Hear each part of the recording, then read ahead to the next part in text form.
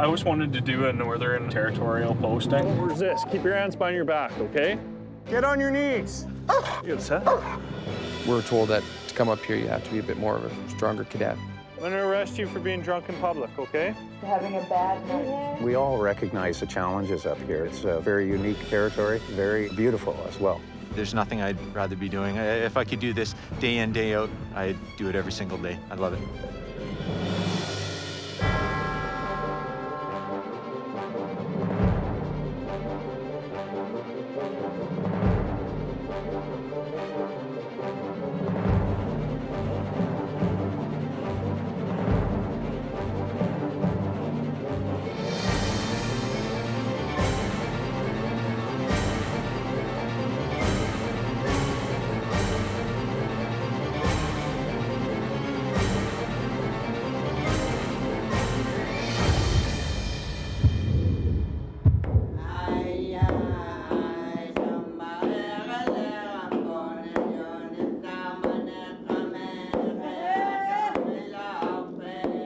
Jimmy akabak pingasiblik tamani palisimi uyunga atata chiagalo tatagalo palisimi usimayuk hube anak to palisi uluni hube na nang kalwaluni tunga sigutsi ihalunno.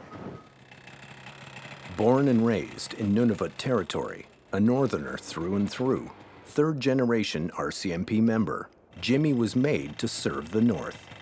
I'm Inuit. I speak the language. I'm a crisis negotiator. I'm a guide, interpreter. I take a lot of members out on the land, skidoing or day trips. Basically, a northerner doing a job within the RCMP. Knowing the language can have advantages and disadvantages. Advantages that you communicate with everybody, or even the elders, complainants. People tend to talk to you more or give you information because most times Inuit, I find, when they're upset or when they're under stress, they want to speak their mother tongue. Jimmy has lived and worked in the North for over 20 years. The RCMP have been there for over 120. They share a complex history with the Inuit people they serve, a history defined by cultural differences and common bonds.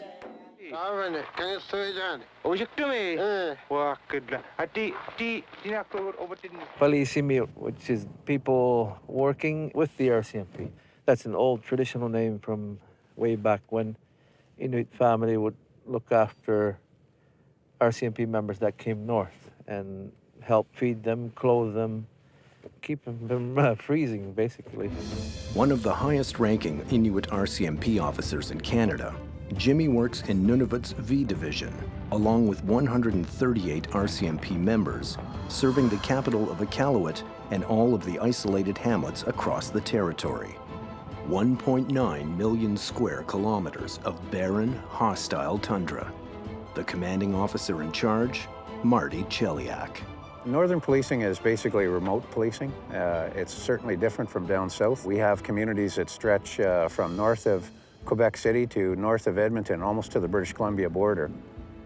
We have a multifunctional role up here. It's really, it's quite unique and challenging in that respect too, because we are the social worker, we are the taxi driver, we're sometimes the ambulance driver, and sometimes we're the health nurse. The RCMP in the territory is the one agency that anybody can call 24/7, and we are there. We will respond to any situation. Responding 24/7 can mean flying across the territory at a moment's notice. We have one Pilatus P-12 aircraft. We have 2 pilots and 1 flight engineer. We generally fly about 30 of 31 days out of the month. In 2007, Constable Douglas Allen Scott was shot when he responded to a call in the hamlet of Kimmerit, Nunavut. RCMP Air Services had an emergency response team in the air and on their way to the scene within minutes. The civilian members who fly for air services are among the best in the country. They know that in the North, you have to expect the unexpected. The conditions up here are pretty harsh. We'll see beautiful spring days. The first hour of the flight, and we'll be passing over areas of blizzard conditions, and then ending up at, on the other side of that back in beautiful weather. There are no real standard conditions other than extreme.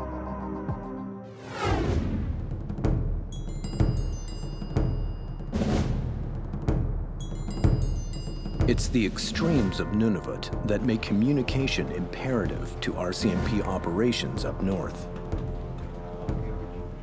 The telecoms unit here, the Operational Communication Center, is a lifeline for every member in all 25 communities 24/7. Okay, Darcy, go ahead. Do you want me to keep you on until you're 78? We check on our members every 60 to 90 minutes. If they're on a call, we check on them every 3 minutes. Anything can happen in 3 minutes. Telecoms and air services can be the difference between life or death for the RCMP members heading out on the front lines of Canada's far north.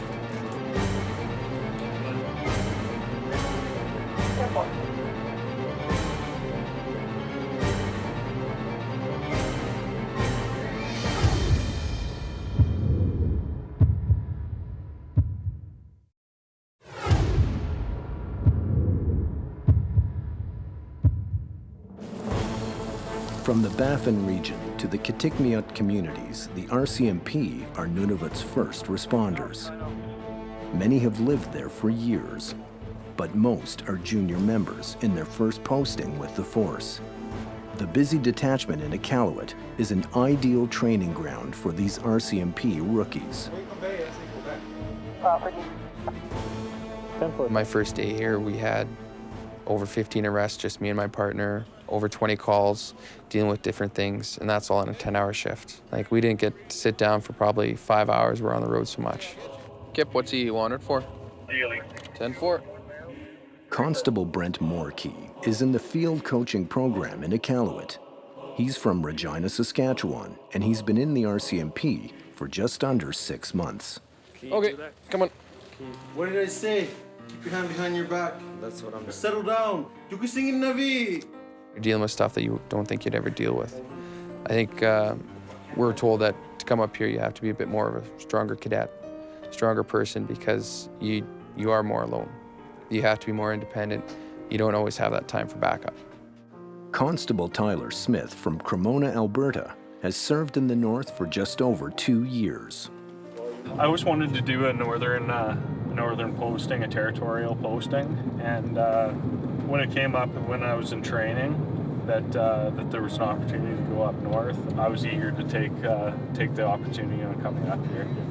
You know, I joined the RCMP to see the country, and I'm definitely seeing that so far. Crime has been on the rise in Nunavut for the past 5 years.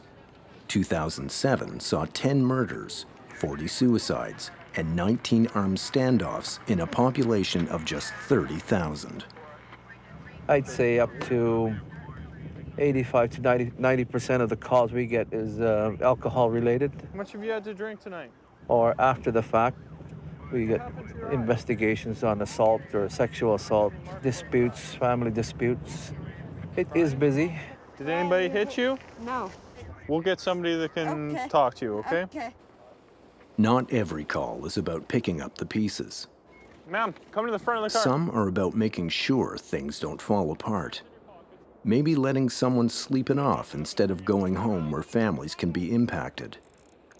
201 White Road. Clodways with 2 males fighting outside of that residence. He did not see any weapons. Unsure if they're in talk. But other nights, trouble can come from any direction. Don't resist. Keep your hands behind your back, okay? Boys, we got the suspect here.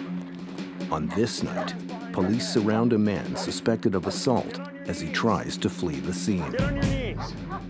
Put your hands behind your head, okay? Lay on your stomach. Get down. Get on the ground.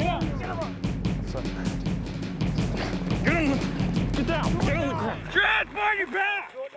You have to think fast, and you have to be very tactical in your thinking.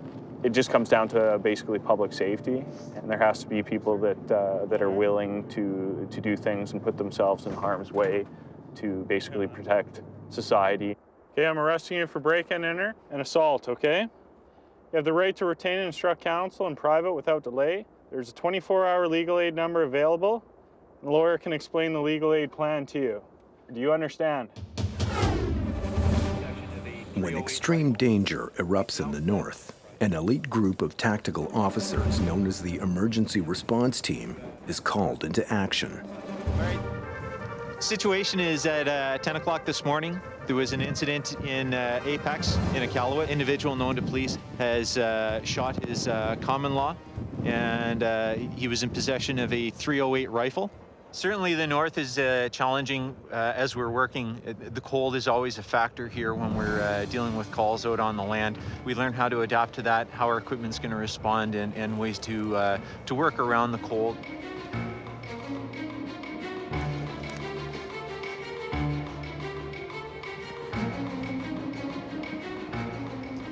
There's a high degree of gun ownership through the north, and the majority of our calls are involving complaints with shots fired and firearms involved. Okay, don't let your guard down. He may have friends with him. Make sure you have good cover. Police, stop! Drop the gun! Put the gun down! Take 10 steps toward us! Stop! Kneel down to the ground!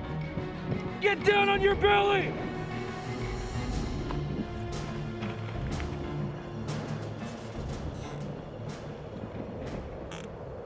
Adam, you're under arrest for murder right now, Adam, okay?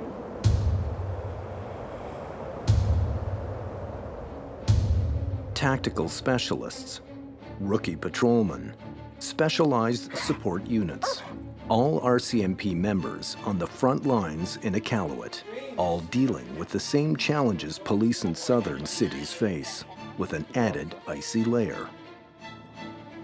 But what truly sets northern policing apart is the service the RCMP provides to the 25 remote posts spread across Nunavut.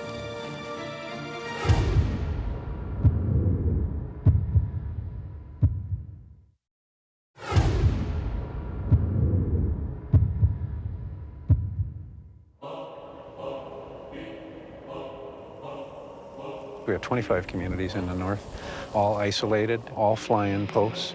We have 15 two-member posts in Nunavut, and it's very remote. The countryside is no trees, of course, very cold, and certainly very cold in the winter. All right, Ben, give me that back. This is what's called a summons ticket.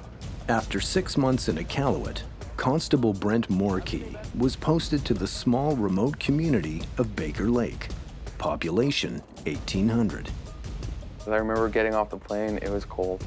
It was coming from Iqaluit, you don't have the wind, and it's a cold here that digs right through you.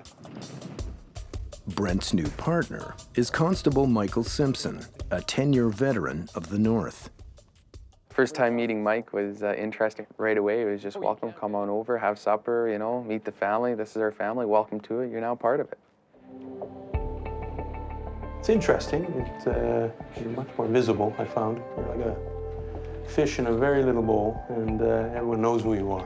Both communities I've been, just been a couple of us. I think I get to, work-wise, I think I get to do a lot more than other people. Like, I tend to get to follow a file right from the beginning, right to the end. You get to actually know the people a little bit more now. You go to calls, you actually know who they are. You've spoken with them, you might have played hockey with their kids, and yeah, you just seem to know everyone, and you do your best to help the family out instead of getting in there and get the job done, get out, and hurry up to the next call. How's the weather out there? Cold. Getting colder. That extreme cold is at the root of V Division's biggest challenge, manpower. They're short a dozen full-time members, and a small 8-man relief unit tries to meet the demands of the entire territory. The challenge up here for the last 2 years has been that every 30 days I had members flying in and out of communities. With demand almost impossible to meet, the relief unit has to bring in members from all across Canada to fill in. It's frustrating at times. It's nerve-wracking to make sure that members are not left alone. Remote members like Brent and Michael are on call 24/7. If extreme danger arises, backup is hours away. in a crisis situation. It takes us a long time to get from one area to another. If we have to mobilize our emergency response team or a major crimes unit to attend Cambridge Bay or Kugluktuk on our west side, it can take us up to 8-10 hours at times. Those hours can seem like days in the midst of a hostile situation. And it's not just the members who feel it. Michael's wife, Susan, has done her share of police work when no one else could.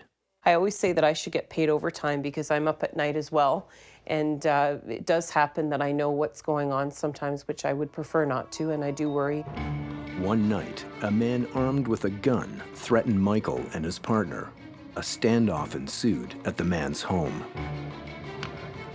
So I was kind of worried about Susan, so I got her and took her back to the office so she heard a lot of the call just because the radio was going. I was talking to dispatch on this radio in the office. The police officers couldn't leave the scene. Backup was flying in. That night, Susan became a part of the team, the only one who could escort the backup into town. This is the nature of policing in the far north.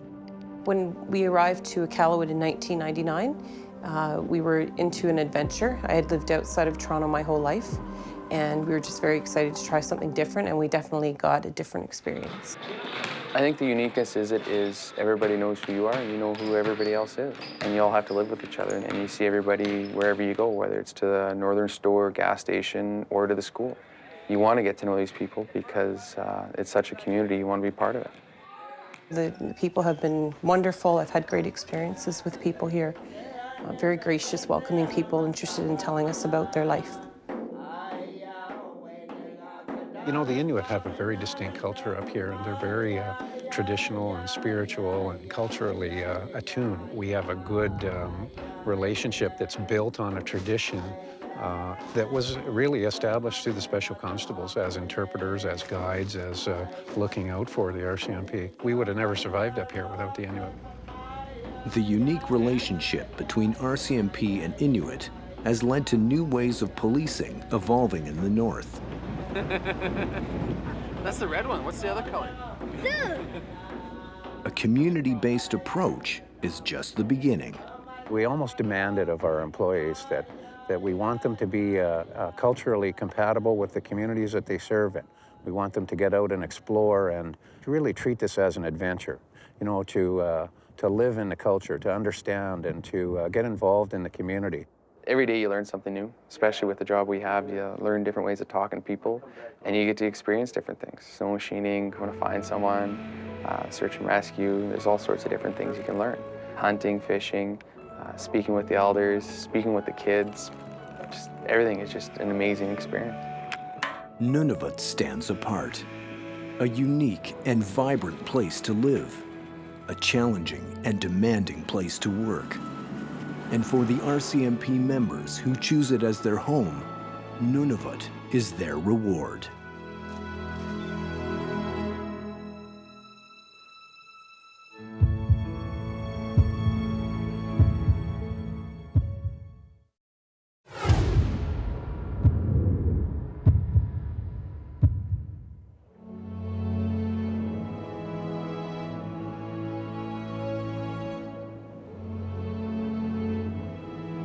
%87 of the people in Nunavut speak Inuktitut as their mother tongue language, as their first language. So we need to be able to respond in kind. And we're going down that road with the special constables. Welcome to the engagement ceremony of our 2 new special constables. The newest members of the RCMP receive their badges. Part of a new Northern Provo unit, they will escort prisoners across the territory. This young woman and this young man represent the foundation for what is to become the future for Nunavut and responding to the needs of our communities. They are made in Nunavut for Nunavut. I think that we provide a superior police service to the territory based on a number of factors, but really with the challenges that we face and the junior membership that we have, even coupled with all of those challenges, we do provide a great service to the communities in Nunavut. CO Marty Cheliak's northern tenure is almost at an end. For those who stay, the challenges continue. The extremes rage on. But it's the wonders of Nunavut that will forever be a part of the RCMP's continued service in Canada's far north. Every morning you get up and something new is going to come up, or something different every day. We're all just one great big family. And new guys coming up here, you never really experienced it. You kind of heard about the RCMP family, but you really feel it when you get up here. It's been frightening, it's been exhilarating, it's been unique, it's been interesting, eye-opening, and for me it's been really life-changing. So it's been terrific, really. Good and bad, but mostly good, and I wouldn't change it for anything or go back and not do it.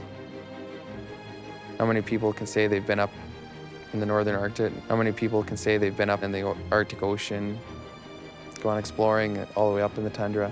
And I'm just going to add to those experiences wherever I go. It's been a wonderful experience. I leave behind a number of great friends, and I think what I'll miss most is the people. You know, the people that really make our jobs easier and make our jobs more exciting and rewarding.